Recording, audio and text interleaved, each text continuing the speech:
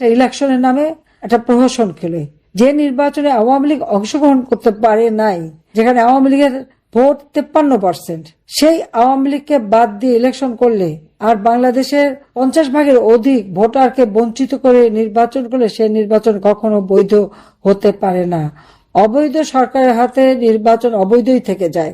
আজকে দুর্ভাগ্য, বাংলাদেশে আওয়ামী লীগকে নির্বাচন করতে দেয়নি, তার নির্বাচন নামে যে খেলা, যে সরকার এসছে তার উপর দেশের মানুষ কোনো আস্থা বিশ্বাস রাখতে পারে না। একমাত্র আওয়ামী লীগই পারে বাংলাদেশের মানুষের ভাগ্য পরিবর্তন করতে, আওয়ামী লীগই পারে দেশকে উন্নত করতে, আওয়ামী লীগই পারে বাংলাদেশের জনগণের শান্তি নিরাপত্তা দিতে, উন্নতি দিতে এবং অর্থনৈতিক সমৃদ্ধি দিতে। আওয়ামী লীগকে বাদ দিয়ে যে নির্বাচন, এই নির্বাচন একজন অবৈধভাবে ক্ষমতা দখলকারী অধীনে নির্বাচন, যে নির্বাচনে ভোট কারচুপি মানে একেবারে প্রকাশ্যভাবে, যেদিন নির্বাচন তার আগের দিন সন্ধ্যা থেকেই সিল মারা, বাক্স ভরা, ব্যালটে ভরে ফেলেছিল, সেই ধরনের একটা নির্বাচন অনুষ্ঠিত হয়ে গেল সম্পূর্ণ অবৈধ সরকারের হাতে। অবৈধ নির্বাচন, আমি জানি না এরা দেশকে কতটুকু কি দিতে পারবে, যেখানে একটা বিশাল জনগোষ্ঠী বঞ্চিত থাকলো তার ভোটের অধিকার থেকে, তার রাষ্ট্রীয় অধিকার থেকে, সাংবিধানিক অধিকার থেকে। তো সেই দেশ সামনে কিভাবে এগিয়ে যাবে সেটাই এখন চিন্তার বিষয়। তো আওয়ামী লীগের অপরাধটা কি? আওয়ামী লীগ স্বাধীনতা এনে দিয়েছে, আওয়ামী লীগ দারিদ্র্য বিমোচন করেছে, আওয়ামী লীগ দেশের মানুষের অধিকার প্রতিষ্ঠা করেছে, শান্তি নিরাপত্তা দিয়েছে। এটাই কি আমাদের অপরাধ ছিল? সেটাই আমার প্রশ্ন। ইলেকশনের নামে একটা প্রহসন খেলে, যে নির্বাচনে আওয়ামী লীগ অংশগ্রহণ করতে পারে নাই, যেখানে আওয়ামী লীগের ভোট 53%, সেই আওয়ামী লীগকে বাদ দিয়ে ইলেকশন করলে আর বাংলাদেশের 50 ভাগের অধিক ভোটারকে বঞ্চিত করে নির্বাচন করলে সেই নির্বাচন কখনো বৈধ হতে পারে না। অবৈধ সরকারের হাতে নির্বাচন অবৈধই থেকে যায়। আজকে দুর্ভাগ্য, বাংলাদেশে আওয়ামী লীগকে নির্বাচন করতে দেয়নি, তার নির্বাচন নামে যে খেলা, যে সরকার এসছে তার উপর দেশের মানুষ কোনো আস্থা বিশ্বাস রাখতে পারে না। একমাত্র আওয়ামী লীগই পারে বাংলাদেশের মানুষের ভাগ্য পরিবর্তন করতে, আওয়ামী লীগই পারে দেশকে উন্নত করতে, আওয়ামী লীগই পারে বাংলাদেশের জনগণের শান্তি নিরাপত্তা দিতে, উন্নতি দিতে এবং অর্থনৈতিক সমৃদ্ধি দিতে। তিল তিল করে 15টা বছর যে দেশটাকে গড়ে তুলেছিলাম, মাত্র 1 বছরের মধ্যে সেই দেশ ধ্বংস। তবে আমার দৃঢ় বিশ্বাস, বাংলাদেশের জনগণের প্রতি আমার আস্থা বিশ্বাস আছে, কারণ এত অপবাদ, এত বদনাম করা সত্ত্বেও যখনই নির্বাচন এসেছে এবং যখনই সার্ভে করেছে দেখা গেছে আওয়ামী লীগ, এমনকি আওয়ামী লীগ 53% ভোটার আওয়ামী লীগকে সমর্থন করে। এত অপবাদ, এত কিছুর পরেও, নির্যাতনের পরেও, কারণ মানুষ আওয়ামী লীগকেই চায়, আওয়ামী লীগের উপরই তাদের আস্থা, এবং বাংলাদেশের মানুষ জানে যে একমাত্র আওয়ামী লীগই পারবে তাদের জীবন মান উন্নত করতে। আমাদের সকল অর্জিত অর্থনীতি সম্পূর্ণভাবে ধ্বংস, ব্যবসা বাণিজ্য সব দিক থেকে বাংলাদেশ যখন এত বেশি সমৃদ্ধশালী ছিল, আজকে সেটা সম্পূর্ণ ধ্বংস করে দিয়ে গেল। আমার শুধু এটাই দুঃখ লাগে যে দিন রাত অক্লান্ত পরিশ্রম করে এই লাখো শহীদ, যাদের রক্তের বিনিময়ে আমরা স্বাধীনতা পেয়েছি, আমার ভাষা শহীদ, যাদের রক্তের বিনিময়ে আমরা মাতৃভাষায় কথা বলার অধিকার পেয়েছি, আজকে তাদের অবদান সম্পূর্ণভাবে ভুলুণ্ঠিত। আজকের বাংলাদেশ এখন অন্যের কাছে করুণা ভিক্ষা করার দেশ হয়ে গেছে। এই দেশটিকে ধ্বংসস্তূপে পরিণত করে দিয়ে গেল সে অবৈধভাবে ক্ষমতা দখলকারী, মেটিকুলাস ডিজাইনের মাধ্যমে যার ক্ষমতা আরোহণ, ডক্টর মোহাম্মদ ইউনূস। এরপর নির্বাচনে আজকে যারা এসেছেন তাদের হাতেও আমরা দেখেছি অতীতে জঙ্গি বাহিনীর সৃষ্টি, গ্রেনেড হামলা, বোমা হামলা, দুর্নীতিতে বারবার চ্যাম্পিয়ন, এই তো ছিল আমাদের ইতিহাস। কিন্তু এই বদনাম থেকে আমরা বাংলাদেশকে শান্তির দেশে উন্নীত করেছিলাম। সকলের সাথে বন্ধুত্ব, কারোর সাথে বরিতা নয়, এই নীতি আমরা অনুসরণ করেছিলাম। আজকে সবকিছু শেষ হয়ে গেছে। তবে আমি দেশের মানুষ আপনাদের বলবো, আপনাদের সাহস আছে, শক্তি আছে। আমাদের অগণিত নেতা কর্মীকে নির্যাতন করা হয়েছে, হত্যা করা হয়েছে, ঘর বাড়ি ব্যবসা প্রতিষ্ঠান জ্বালিয়ে পুড়িয়ে ছারখার করে দেওয়া হয়েছে। আজকে ছাত্র, শিক্ষক, আইনজীবী, সাংবাদিক, বুদ্ধিজীবী কেউই রেহাই পায়নি। এইরকম অবস্থা তো আমরা কখনো চাই। আজকে আমি ডক্টর ইউনূসকে জিজ্ঞাসা করি, 23 লক্ষ কোটি টাকার যে ঋণ নিল, বাংলাদেশের মানুষের জন্য কোন কাজটা করেছে, কি দিয়েছে, এই টাকা কোথায় গেল? এই ঋণের বোঝা তো বাংলাদেশের মানুষকে বয়ে নিয়ে বেড়াতে হবে। এই ঋণ তো বাংলাদেশ, এই মুহূর্তে যে শিশুটি জন্ম নেবে তার ঘাড়েও এই ঋণের বোঝা চাপালো ডক্টর মোহাম্মদ ইউনূস। আজকে বাংলাদেশের মানুষের কি দুরবস্থা। এই সিলেট, এখানে আন্তর্জাতিক বিমানবন্দর আমি করে দিয়েছি। সিলেটের প্রকৃতি এবং পরিবেশ যাতে সংরক্ষণ করা হয়, হাওরগুলির উন্নয়ন করা, সিলেট বিশেষ অর্থনৈতিক অঞ্চল, শ্রীহট্ট বিশেষ অর্থনৈতিক অঞ্চল সিলেট বিভাগে করে দিয়েছি।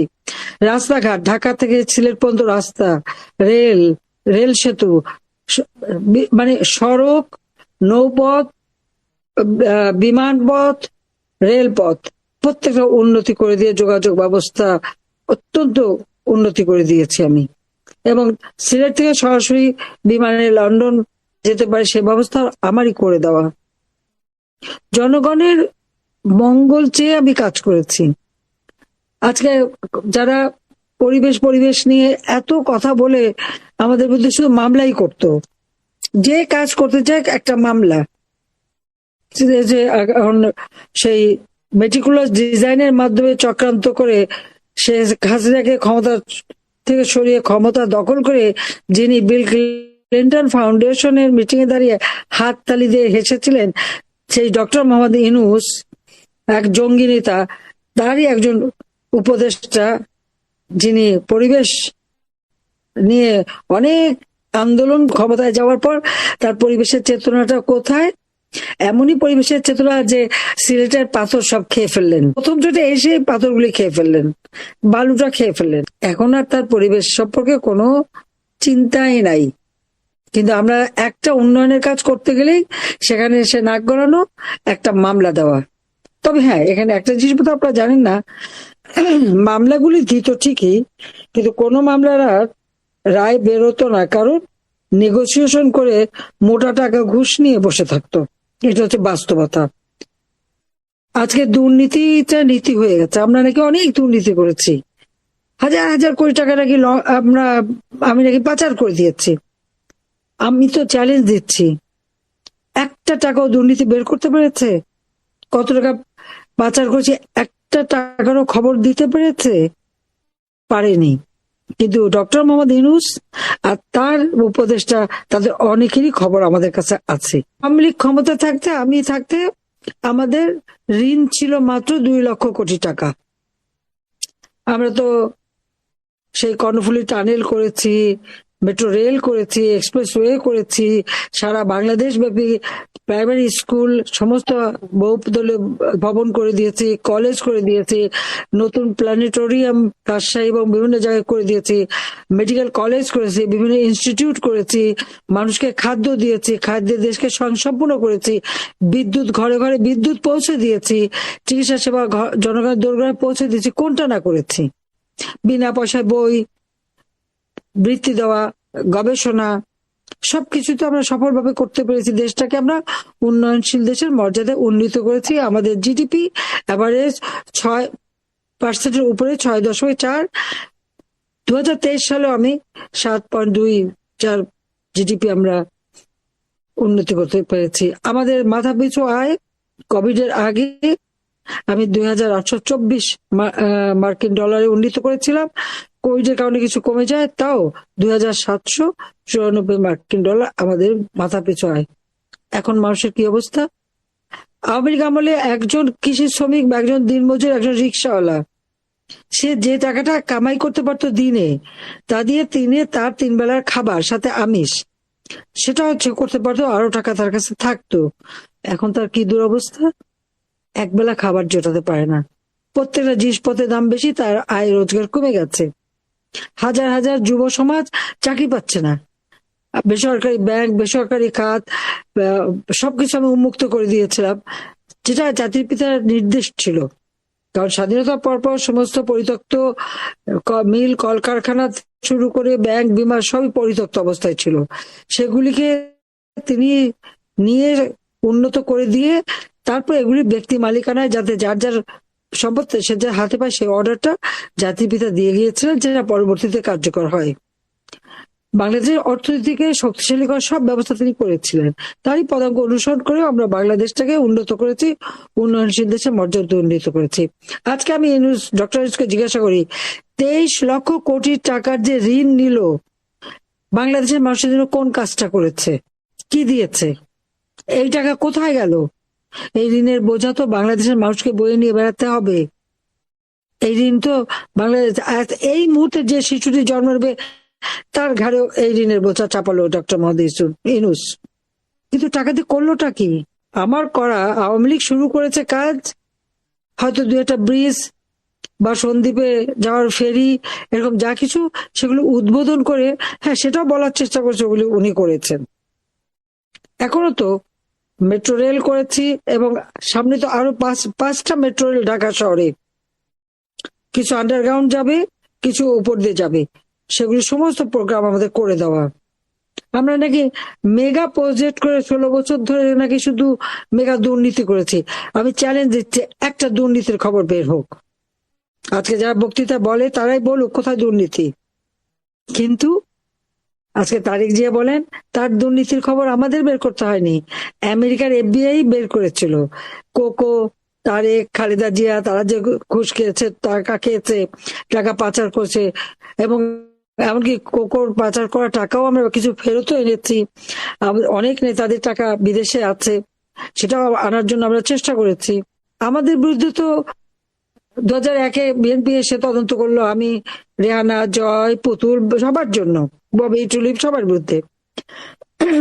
ওয়ার্ল্ড ব্যাংক যখন ইউনূস তার ওই এমডির পদ হারালো নিজেই মামলা করে দিয়ে, তখন তারই প্ররোচনায় সেখানে হিলারি ক্লিন্টন ওয়ার্ল্ড ব্যাংকে দিয়ে পদ্মা সেতুর টাকা বন্ধ করলো। সে সময় আমাদের বিরুদ্ধে দুর্নীতির তদন্ত হলো, পেয়েছিল কিছু। কানাডা ফেডারেল কোর্টে মামলা করলো ওয়ার্ল্ড ব্যাংক, আমরা দুর্নীতি করেছি সেই জন্য আমার সরকার। রায়টা কি ছিল? ওয়ার্ল্ড ব্যাংকের সমস্ত অভিযোগ ভুয়া, মিথ্যা। তা আমরা তো পরীক্ষা বারবার দিচ্ছি। কিন্তু আমি জিজ্ঞেস করো সবাই, আজকে ডক্টর মোহাম্মদ ইউনূস থেকে শুরু করে তার উপদেষ্টারা এবং তার সমন্বয়ক তারা, অথবা তার উপদেষ্টা ছাড়াও বাকি যাদের যে হায়ার করে নিয়ে এসছে, কেউ সংবিধান সংশোধন করে, কেউ এটা করে, ওটাকে, নানা কাজ, প্রত্যেকের একটা খবর নেওয়া হোক, প্রত্যেকের তদন্ত করা হোক, বা বিএনপি নেতা তাদেরও তদন্ত করা হোক, কার কি আছে বের করুক খুঁজে। আজকে দেশটাকে একেবারে ধ্বংস করে দিয়ে দেশটাকে বিক্রি করে দিচ্ছে, মাটিও বিক্রি করতেছে, সাগরও বিক্রি করছে, সবই বেচে দিচ্ছে। দেশ যদি বিক্রি করতে চাইতাম ক্ষমতায় থাকতে পারতাম, কিন্তু যে দেশ লাখো শহীদের রক্তের বিনিময়ে আমরা স্বাধীন করেছি, সেই শহীদের রক্তের সাথে আমি। বাংলাদেশ হবে শান্তিপূর্ণ দেশ, বাংলাদেশ হবে শান্তির দেশ, উন্নত দেশ, এবং বাংলাদেশ হবে সারা বিশ্বে একটা বিশ্ব হিসেবে গড়ে উঠবে, উন্নয়নের রোল মডেল হিসেবে। ইনশাল্লাহ আবার আমরা দিন ফিরে পাবো, আমি বিশ্বাস করি। শহীদের রক্ত বৃথা যায় না। যে সংগঠন ক্ষমতায় থাকা অবস্থায় 21শে ফেব্রুয়ারি শহীদ দিবস ঘোষণা করলো, শহীদ মিনার গড়ে তুললো, আজকে তারাই যেতে পারবে না। এর থেকে দুঃখের আর কি হতে পারে? তবে এই অন্ধকার কেটে যাবে, আবার বাংলাদেশের মানুষ সগৌরবে ফিরে আসবে, এই বিশ্বাস আমার আছে। এই রমজান মাস সবাইকে আমি রমজানে মোবারকবাদ জানাচ্ছি এবং ভাষা শহীদদের প্রতি আমার শ্রদ্ধা জানাচ্ছি। ইনশাল্লাহ দিন ফিরে আসবে, জাতির পিতা বঙ্গবন্ধু শেখ মুজিবুর রহমানের স্বপ্নের সোনার বাংলা আমরা গড়ে তুলব। আপনাদের সবাইকে ধন্যবাদ। জয় বাংলা, জয় বঙ্গবন্ধু, বাংলাদেশ চিরজীবী হোক। খোদা হাফেজ।